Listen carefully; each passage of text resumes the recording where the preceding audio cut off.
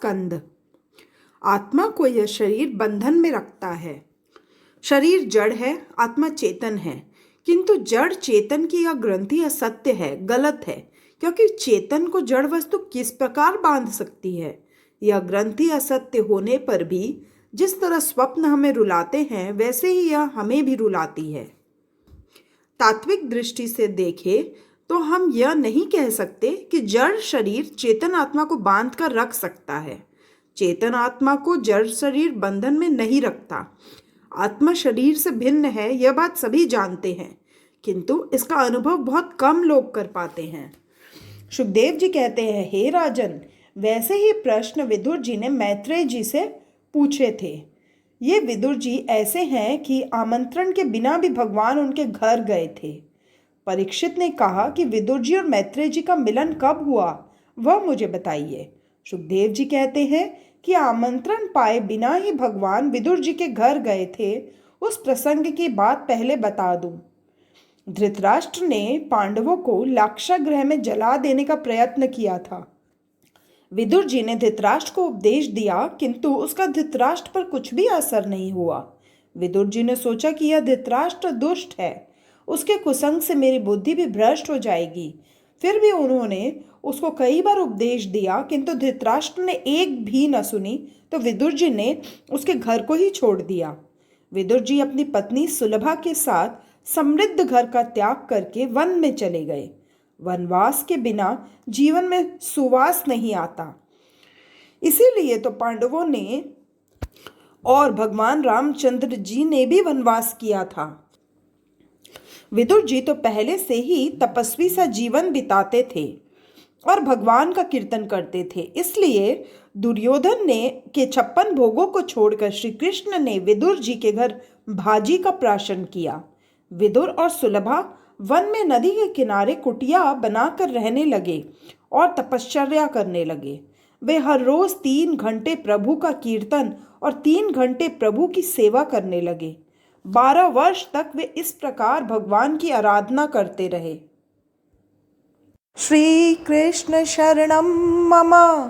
मन को सतत सत्कर्म में लगाए रखो। मन निठल्ला होकर पाप करेगा।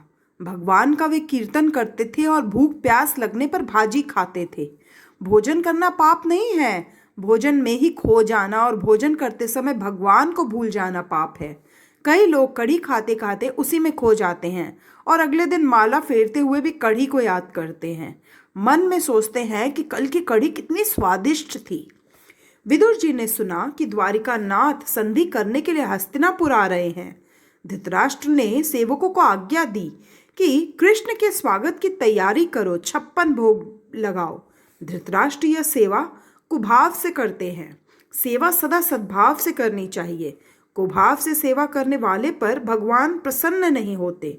जो सद्भाव से सेवा करते हैं, उनकी सेवा से वे प्रसन्न होते हैं।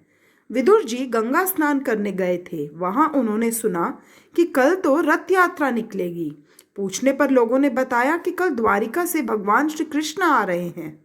विदुर जी घर लौटे। वे बड़े ही आनंद मग्न दिख रहे थे। उनकी पत्नी ने पूछा, क्या बात है, आज आप बड़े खुश दिखाई दे रहे हैं? विदुर जी ने कहा, सत्संग में सारी बात कहूँगा। मैंने कथा में सुना था कि जो 12 वर्षों तक सतत सत्कर्म करे उस पर भगवान कृपा करते हैं। 12 वर्ष एक ही स्थान में रहकर ध्यान करने वाले को प्रभु दर्शन देते हैं। मुझे लगता है कि द्वारिका नाथ दुर्योधन के लिए नहीं, किंतु मेरे लिए ही आ रहे हैं। सुलभा ने कहा कि मुझे स्वप्न में रथ यात्रा के दर्शन हुए थे। वह स्वप्न सच होगा। 12 वर्षों से मैंने कभी अन्न नहीं खाया। विदुर जी कहते हैं कि देवी, तुम्हारी तपश्चर्या का फल मिलेगा। कल परमात्मा के दर्शन होंगे। सुलभा देवी ने विदुर जी से पूछा कि आपका प्रभु के साथ कोई परिचय भी है? विदुर जी ने कहा कि जब मैं कृष्ण को वंदन करता हूँ तो वे मुझे चाचा कहकर पुकारते हैं। मैं तो उनसे कहता हूँ कि मैं तो अधम हूँ, आपका दासानुदास हो, मुझे चाचा मत कहो। जीव जब नम्र होकर प्रभु की शरण में जाता है तो ईश्वर उसका सम्मान करते हैं। सुलभा के मन में एक ही भावना है कि ठाकुर जी मेरे घर पर भोजन करें और मैं उन्हें प्रत्यक्ष निहारूं। सुलभा कहती है कि वे आपके परिचित हैं तो उनको हमारे घर पर पधारने का न्योता दीजिए। मैं भावना से तो रोज भगवान का भोग लगाती हूँ। अब मेरी यह इच्छा है कि मेरे दृष्टि के समक्ष वे प्रत्यक्ष रूप से भोजन करें। विदुर जी कहते हैं कि मेरे आमंत्रण को अस्वीकार तो वे नहीं करेंगे, किंतु इस छोटी सी झोपड़ी में हम उनका आदर सत्कार कैसे करेंगे? उनके आगमन से हमें तो आनंद होगा, किंतु उनको तो कष्ट ही होगा। मेरे भगवान 56 भोगों का प्राशन करते हैं। श्री कृष्ण शरणम मम। धृतराष्ट्र के घर उनका भली भांति स्वागत होगा। मेरे पास तो भाजी के सिवा कुछ नहीं है, मैं उन्हें क्या अर्पण करूंगा? हमारे यहाँ आने से ठाकुर जी को परिश्रम होगा। अपने सुख के लिए मैं भगवान को जरा भी कष्ट नहीं देना चाहता। यही पुष्टि भक्ति है। सुलभा ने कहा कि मेरे घर में चाहे दूसरी कुछ भी चीज़ भले ही ना हो, किंतु मेरे हृदय में प्रभु के लिए अपार प्रेम तो है ही। वह प्रेम ही मैं तो भगवान के चरणों में समर्पित कर दूंगी। हम जो भाजी खाते हैं वही मैं ठाकुर जी को प्रेम से खिलाऊंगी। जीभ के सुधरने पर जीवन भी सुधरता है और जीभ के बिगड़ने पर जीवन भी बिगड़ जाता है। सीधा साधा भोजन करने से जीवन शुद्ध होता है। यदि आहार सादगीपूर्ण और शुद्ध होगा तो शरीर में सात्विक गुण की वृद्धि होगी।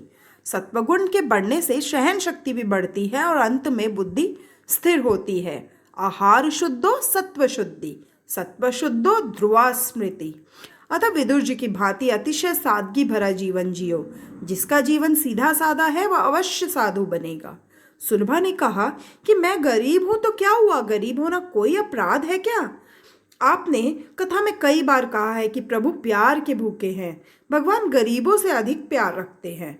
विदुर जी ने कहा, भगवान राजप्रसाद में जाएंगे तो वहां सुख से रहेंगे, मेरे घर में उनको कष्ट होगा, इसलिए मैं भगवान को यहाँ लाना नहीं चाहता।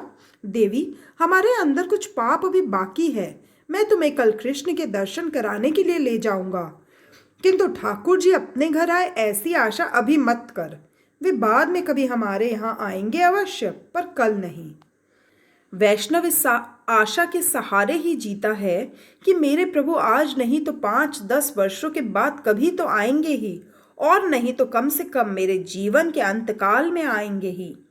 सुलभा सोचती है कि पति संकोचवश आमंत्रण नहीं दे रहे हैं, किंतु मैं तो मन से आमंत्रित करूंगी। अगले दिन विदुर और सुलभा बालकृष्ण की सेवा करते हैं। बालकृष्ण स्मित कर रहे हैं। विदुर और सुलभा भगवान की प्रार्थना करते हैं। रथारूढ़ो गच्छन पथि मिलित भूदेव पटले श्रुति प्रादुर्भावं प्रतिम पद्मो पाकण्य सदय दया सिंदूर बधु सकल जगताम सिंधु सदयो जगन्नाथ स्वामी नयन पथगामी भवतु में। रथ यात्रा के समय मार्ग में इकट्ठे हुए ब्राह्मण वृंदों के द्वारा की गई स्तुति को सुनकर हर कदम के साथ जो द्रवित हो रहे हैं, वे दया के सागर अखिल ब्रह्मांड के बंधु और समुद्र पर कृपा करने के हेतु उसे तट पर निवास करने वाले श्री जगन्नाथ जी स्वामी सदा मेरे नेत्रों के सन्मुख रहे। श्री कृष्ण शरणम मम। हमेशा रथारूढ़ द्वारिका नाथ के दर्शन करो। भगवान रथ में बैठकर जा रहे हैं। जब तक जीव शुद्ध नहीं होता तब तक परमात्मा उससे आंख नहीं मिलाते हैं, और जब 4 आंखें एक ना हो तब तक दर्शन में आनंद नहीं मिलता। विदुर और सुलभा भी रथ देख रहे हैं। विदुर जी सोचते हैं कि मेरी ऐसी तो पात्रता नहीं है कि भगवान मेरे घर आए, किंतु क्या एक नज़र मुझे देखेंगे तक नहीं? मैं पापी हूँ, किंतु मेरे भगवान तो पापी के उद्धारक हैं, पतित पावन हैं। उनके लिए मैंने सभी विषयों का त्याग कर दिया है। नाथ, आपके लिए मैंने क्या क्या ना सहा। 12 वर्षों से मैंने अन्न नहीं खाया। क्या भगवान मेरी ओर एक दृष्टि भी नहीं करेंगे? कृपा कीजिए। हजारों जन्मों से मैं आपसे जुदा रहा हूँ, पर आज आपकी शरण में आया हूँ। लोगों की भीड़ में से रथ आगे बढ़ रहा था। प्रभु की आंखें तो नीचे की ओर देख रही थी। विदुर सुलभा ने दर्शन किए। श्री कृष्ण ने भी विदुर चाचा को देखा। विदुर कृतार्थ हो गए कि चलो मेरी ओर भी भगवान ने दृष्टि की। भगवान का दिल भी भर आया। दृष्टि प्रेम से आर्द्र हो गई। भगवान ने सोचा, मेरे विदुर न जाने कब से मेरी प्रतीक्षा कर रहे हैं। सुलभा को लगा कि मेरे प्रभु मेरी ओर देखकर ही हंस रहे थे। मेरे प्रभु ने मेरी ओर देखा। भगवान जानते हैं कि मैं विदुर की पत्नी हूँ और इसलिए उन्होंने मुझ पर दृष्टिपात किया।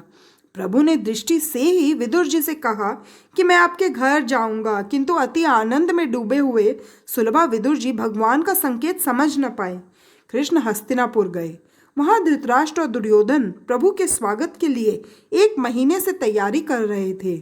प्रभु का आगमन हुआ। प्रभु ने धृतराष्ट्र दुर्योधन को बताया कि मैं द्वारिका के राजा की हैसियत से नहीं, अपितु पांडवों का दूत बनकर आया हूँ। पांडवों का नाम सुनते ही दुर्योधन ने भगवान का अपमान कर दिया। दुष्ट दुर्योधन ने भगवान का अपमान करते हुए कहा कि भीख मांगने से राज्य नहीं मिलता। सुई की नोक रखी जा सके उतनी भूमि भी मैं पांडवों को नहीं दूंगा। मैं युद्ध के लिए तैयार हूँ। उसने श्री कृष्ण की एक न मानी। संधि कराने के प्रयत्न में श्री कृष्ण सफल न हो सके। धृतराष्ट्र ने भगवान से कहा कि इन भाइयों के झगड़े से आप दूर ही रहें। आपके लिए 56 भोग तैयार है, आराम से भोजन कीजिए। श्री कृष्ण ने कहा कि तुम्हारे घर का अन्न खाने से तो मेरी भी बुद्धि भ्रष्ट हो जाएगी। पापी के घर का अन्न खाने से किसी भी व्यक्ति की बुद्धि भ्रष्ट हो सकती है। 56 प्रकार की खाद्य वस्तुएं भगवान के लिए तैयार की गई थी, परंतु फिर भी उन्होंने खाने से इनकार कर दिया। अन्य राजाओं ने आशा की कि कृष्ण उनके घर भोजन करेंगे, किंतु कृष्ण ने तो उनको और सभी ब्राह्मणों को भी निराश कर दिया। श्री कृष्ण शरणम मम। द्रोणाचार्य ने तब पूछा कि आप सभी के आमंत्रण से इनकार कर रहे हैं, तो फिर कहाँ जाएंगे? भोजन का समय हो गया है, कहीं ना कहीं भोजन तो करना ही पड़ेगा। यदि दुर्योधन के यहाँ भोजन करने में आपको कोई ऐतराज है तो आप मेरे घर चलिए। भगवान ने उनसे भी इनकार कर दिया और कहा कि मेरा एक भक्त गंगा किनारे पर रहता है, मैं उसी के घर जाऊंगा। द्रोणाचार्य समझ गए कि हम वेद शास्त्र संपन्न ब्राह्मण आज हार गए। धन्य है विदुर जी। भगवान ने सोचा कि विदुर जी दीर्घ काल से मेरी प्रतीक्षा कर रहे हैं, तो मैं आज उनके पास ही चला जाऊं। इस तरफ विदुर जी सोच रहे हैं कि मैं अभी तक अपात्र ही रह गया हूँ, अतः भगवान मेरे घर नहीं आते। आज सुलभा का हृदय भी बड़ी कातरता और आर्द्रता से सेवा कर रहा है। वो भगवान से प्रार्थना कर रही है कि मैंने आपके लिए सर्वस्व का त्याग कर दिया है, फिर भी आप नहीं आ रहे हैं। गोपियाँ सच कहती है कि कन्हैया के पीछे जो लग जाता है उसी को वह रुलाता है। आपके लिए मैंने संसार सुख का त्याग दिया, सर्वस्व आपके चरणों में रख दिया, फिर भी मेरे घर आपका आगमन क्यों नहीं हो रहा है? कीर्तन भक्ति श्री कृष्ण को अति प्रिय है। सूरदास जी भजन करते हैं तो श्री कृष्ण आकर उनके हाथ में तंबूरा देते हैं। सूरदास जी कीर्तन करते हैं और कन्हैया सुनता है।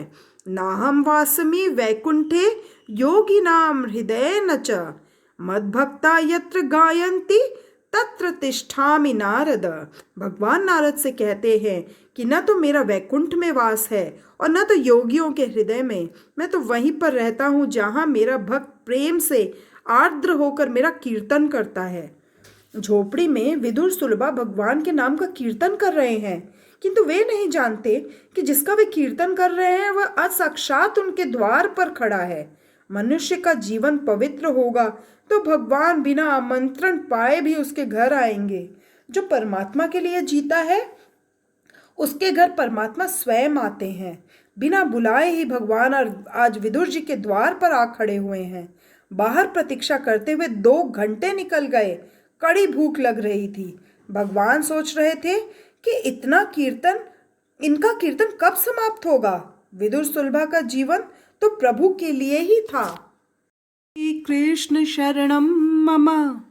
अंत में व्याकुल होकर श्री कृष्ण ने झोपड़ी का द्वार खटखटाया और कहा, चाचा जी मैं आ गया हूँ। कीर्तन करो तो ऐसा करो कि भगवान स्वयं आकर तुम्हारे घर का द्वार खटखटाए। विदुर जी ने कहा, देवी द्वारिका नाथ आए हैं ऐसा लगता है। द्वार खोलने पर चतुर्भुज नारायण के दर्शन हुए। अति हर्ष के आवेश में विदुर सुलभा आसन तक न दे सके तो प्रभु ने स्वयं अपने हाथों से दर्भासन बिछा लिया और विदुर जी को भी हाथ पकड़कर पास में बिठा लिया। भगवान ने कहा कि मैं भूखा हूँ, मुझे कुछ खाना दो। भक्ति सशक्त है कि वह निष्काम भगवान को भी सकाम बना देती है। वैसे तो भगवान को भूख नहीं लगती, किंतु भक्त के कारण ही उन्हें खाने की इच्छा होती है। विदुर जी ने पूछा कि आपने दुर्योधन के घर भोजन नहीं किया क्या? कृष्ण ने कहा, चाचा जी, जिसके घर आप नहीं खाते वहां मैं भी नहीं खा सकता। ईश्वर भूखे नहीं होते, ऐसा उपनिषद का सिद्धांत है। जीव रूपी पक्षी विषय रूपी फल खाता है, अतः दुखी होता है। उपनिषद का यह सिद्धांत गलत नहीं है। ईश्वर नित्य आनंद स्वरूप है। भागवत का यह सिद्धांत सच्चा है। ईश्वर तृप्त है, किंतु जब किसी भक्त का हृदय प्रेम से भर आता है तो वे निष्काम होने पर भी सकाम बनते हैं। सगुण और निर्गुण एक है, निराकार साकार बनता है। ईश्वर प्रेम के भूखे हैं, अतः ज्ञान से प्रेम श्रेष्ठ है। प्रेम में ऐसी शक्ति है कि जड़ को भी चेतन बना देता है, निष्काम को सकाम बना देता है, निराकार को साकार बना देता है। वस्तु का परिवर्तन करने की शक्ति ज्ञान में नहीं, प्रेम में ही है। पति पत्नी सोचने लगे कि भगवान का स्वागत कैसे करे। वे दोनों तो तपस्वी थे और केवल भाजी ही खाते थे। उनका संकोच हो रहा था कि कृष्ण को भाजी कैसे खिलाए। दोनों को कुछ सूझ नहीं रहा था। इतने में तो द्वारिकानाथ ने चूल्हे से भाजी का बर्तन उतार लिया और उसे खाने भी लगे। स्वादिष्टता और मिष्टता वस्तु में नहीं, प्रेम में है। शत्रु की हलवा पूरी भी विष जैसी ही लगती है। भगवान को दुर्योधन के घर के मिष्टान अच्छे नहीं लगे, किंतु विदुर जी की भाजी खाई। अतः लोग आज भी गाते हैं, सबसे ऊंची प्रेम सगाई, दुर्योधन को मेवा त्यागो, साग विदुर घर पाई। झूठे फल शबरी के खाए, बहुविधि प्रेम लगाई। प्रेम के बस निप सेवा कीनी, आज बने हरिनाई। राजसु यज्ञ युधिष्ठिर कीनो, तामे झूठ उठाई। प्रेम के बस अर्जुन रत हाक्यो, भूल गए ठकुराई। ऐसी प्रीत बड़ी वृंदावन, गोपिन नाच नचाई। सूर क्रूर इस लायक नाही, कह लगी करो बड़ाई। श्री कृष्ण शरणम मम। सुखदेव जी कहने लगे, राजन, संगत का रंग मन को भी लगता है। मनुष्य जन्म से ही भ्रष्ट नहीं होता। जन्म के समय तो वह शुद्ध होता है। बड़े होने पर वह जिसके संग रहता है उसी का रंग उस पर लगता है। जैसा संग होगा वैसा ही बनोगे। सत्संग से जीवन उजागर होता है और कुसंग से भ्रष्ट होता है। सोचिए कि बालक का जब जन्म होता है तो उस समय तो वह निर्व्यसनी होता है। उसमें ना तो कोई बुरी आदत होती है और ना कोई अभिमान। बड़े होने पर जैसा संग मिलता है वैसा ही उसका जीवन बनने बिगड़ने लगता है। आम्र वृक्ष के चारों ओर बबूल लगाओगे तो आम नहीं मिलेंगे। विलासी का संग होगा तो मनुष्य विलासी हो जाएगा, और विरक्त का संग होगा तो विरक्त। चाहे सब कुछ बिगड़ जाए, किंतु मन बुद्धि को मत बिगड़ने दो। दिल पर लगा दाग 3 जन्मों में भी शायद नहीं मिटेगा। संग का रंग मन को लगता ही है। ज्ञान, सदाचार, भक्ति, वैराग्य आदि में जो महापुरुष तुमसे बढ़कर हो, उन्हीं का आदर्श अपनी दृष्टि के समक्ष रखो। नित्य इच्छा करो कि भगवान शंकराचार्य सा ज्ञान, महाप्रभु जी जैसी भक्ति और सुखदेव जी जैसा वैराग्य मुझे भी मिले। प्रातः काल में ऋषियों को याद करने से उनके सद्गुण हमारे जीवन में उतरते हैं। अपने अपने गोत्र के ऋषि को भी याद करना चाहिए। आज तो लोगों को अपने गोत्र का भी नाम मालूम नहीं है। नित्य गोत्रोच्चारण करो, नित्य पूर्वजों का वंदन करो। हमेशा सोचते रहो कि मुझे ऋषि जैसा जीवन जीना है, ऋषि होना है, विलासी नहीं होना है। राम भी रोज वशिष्ठ जी को वंदन करते हैं, उनका सम्मान करते हैं। सांसारिक व्यवहार निभाते हुए ब्रह्मज्ञान निभाना और भक्ति करना कठिन है। संग का असर भी खूब होता है। चोरी और व्यभिचार महापाप माने गए हैं। ऐसा पाप करने वाला यदि अपना भाई भी हो तो उसे भी छोड़ दो। किसी जीव का तिरस्कार मत करो, उस पर उसके पाप का तिरस्कार अवश्य ही करो। धृतराष्ट्र जैसे दुष्ट व्यक्ति के संग से मेरा जीवन भी भ्रष्ट हो जाएगा, यह सोचकर ही विदुर जी ने गृह त्याग किया था और गंगा तट पर रहकर भक्ति करते थे। भाजी खाकर ही वे संतुष्ट थे। इंद्रिय सुख में फंसा मनुष्य भक्ति नहीं कर सकता। आहार ऐसा करो कि जो इंद्रियों को और जीवन को स्वस्थ रखे। धृतराष्ट्र ने विदुर जी के लिए वैसे तो बहुत कुछ भेजा था, किंतु उन्होंने कुछ भी ग्रहण नहीं किया था। पापी के घर कुछ भी खाया नहीं जाता। अन्न दोष प्रभु के भजन कीर्तन में बाधक है। श्री कृष्ण शरणम मम। भगवान जब कृपा करते हैं तो धन संपत्ति नहीं देते, किंतु सच्चे साधु का सत्संग करवा देते हैं। सत्संग ईश्वर कृपा से ही प्राप्त होता है, किंतु कुसंग में न रहना तो अपने हाथ की बात है, अपने बस की ही बात है। कुसंग का अर्थ है नास्तिक का संग, कामी का संग, और पापी का संग मत करो। आगे कथा आएगी कि विदुर जी ने धृतराष्ट्र दुर्योधन का त्याग किया और तीर्थ यात्रा करने चले गए, क्योंकि वे कुसंग में रहना नहीं चाहते थे। जीव मनुष्य जब तक लौकिक सुखों का त्याग नहीं करता है, तब तक प्रभु को उसके प्रति दया नहीं आती। सर्वस्व का त्याग करके विदुर सुलभा परमेश्वर की आराधना कर रहे थे, तप कर रहे थे। तपश्चर्या करने से पाप जलते हैं, जीव शुद्ध होता है। गृहस्थ का यही धर्म है कि वह वर्ष के 11 मास घर गृहस्थी में बिताए और 1 मास किसी पवित्र तीर्थ स्थान में एकांत में रहकर भगवान की आराधना करे, तप करे। उस समय वह भक्ति रूप में ही लगा रहे, अन्य प्रवृत्तियां छोड़ दे। जो भी काम करो प्रभु के लिए ही करो। तप करने से परमात्मा प्रसन्न होते हैं। तप का प्रथम चरण है जीवा पर अंकुश। जिस व्यक्ति की आवश्यकताएं अधिक है वह कभी तप नहीं कर सकता। आजकल लोग अपनी आवश्यकताएं बढ़ाते चले जा रहे हैं। परिणाम यह होता है कि संपत्ति और समय का व्यय इंद्रियों को बहलाने में हो जाता है।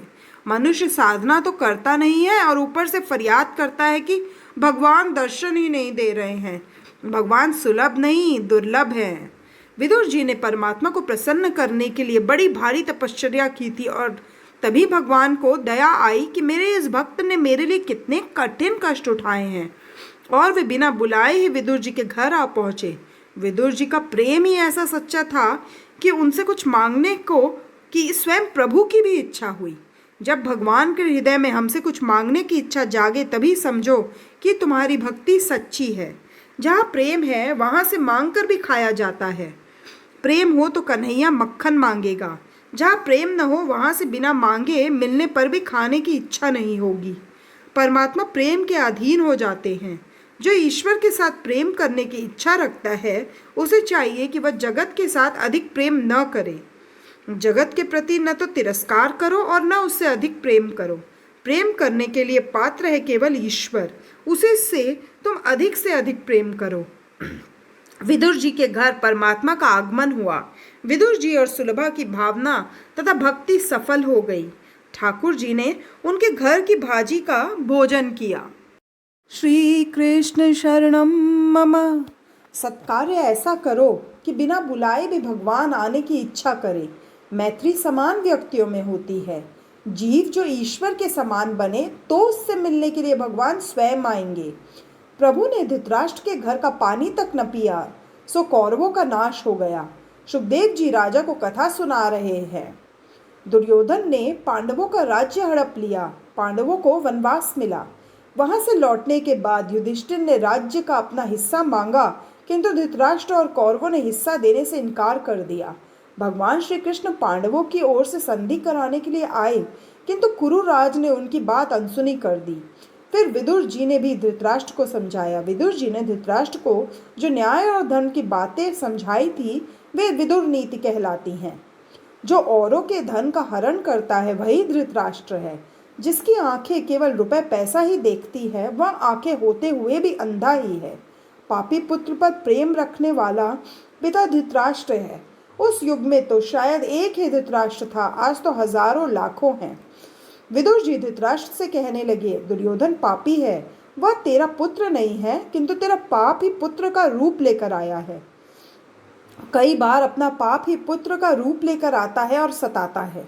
शास्त्र में कहा है कि दुराचारी पुत्र माता पिता की दुर्गति करता है, सदाचारी पुत्र माता पिता की सद्गति करता है। दुराचारी पुत्र का संग छोड़ दो।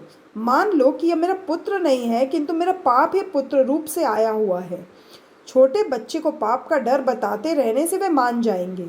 आजकल का युवक पाप का डर नहीं रखता है अथवा मार भी खाता है। विदुर जी कहते हैं, हे धृतराष्ट्र, दुर्योधन दुराचारी है। वह तेरे वंश का विनाश करने के लिए ही आया है। चोरी और व्यभिचार महापाप है। और सभी पाप क्षम्य हो सकते हैं, किंतु ये दोनों पाप क्षम्य नहीं हो सकते। कुछ चोर जेल की हवा खाते हैं तो कई महलों की। चोर कौन है? जो स्वयं परिश्रम नहीं करता और पराया धन हड़प कर जाता है, वही चोर है। जिसका है उसे दिए बिना ही जो खाता है, वह चोर है। किसी का कुछ भी मुफ्त में मत खाओ। मेहनत किए बिना जो खाता है, वह चोर है। स्थिति पात्र होने पर भी जो अतिथियों का भली प्रकार भांति सत्कार नहीं करता, वह भी चोर ही है। जो अपने लिए ही पकाता है और खाता है, वह भी चोर है। अग्नि को आहुति दिए बिना जो खाता है, वह चोर है। मुनाफाखोर भी चोर है। सोचो कि इनमें से तुम भी किसी प्रकार के चोर तो नहीं हो। श्री कृष्ण शरणम मम। धृतराष्ट्र, दुर्योधन चोर है। प्रभु तो पांडवों को ही राज सिंहासन पर बैठाएंगे, क्योंकि प्रभु ने उन्हें अपनाया है। धर्मराज तुम्हारे अपराध को क्षमा करने को तैयार है। धर्मराज अजात शत्रु है।